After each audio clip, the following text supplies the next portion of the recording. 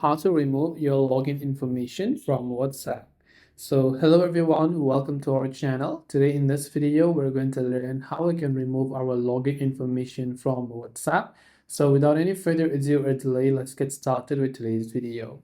To remove our login information on WhatsApp, WhatsApp itself, you know that it does not have a dedicated logout button.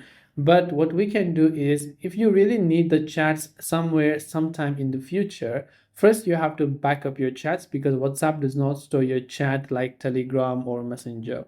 So to back up our chats, tap the three dots icon from the top right hand side.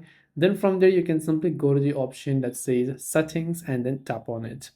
Then from the settings tab over here, you can simply go to chats. Then from chats, you can scroll down and go to the option chat backup and then just tap on it.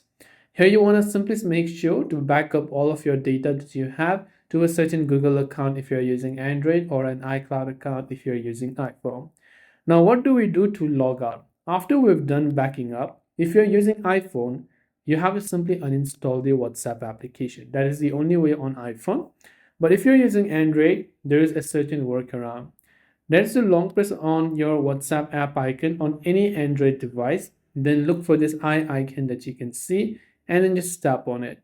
Then when you go to the eye icon over there, you'll be taken to the app info page where you want to scroll and just look for this option called storage and then tap on it. At the bottom left, you can see the option clear data. When you tap on the clear data option, it will ask you for a confirmation to clear it. And once you've cleared the data, your WhatsApp data will be successfully cleared and your account will be logged out. Next time you want to log in, use the same phone number you want to log in and maybe restore your chats if that's what you're looking for as well. Either way, I hope the video helped you out, and if you have any questions, feel free to leave them down. Thanks for watching and see you soon in the next video.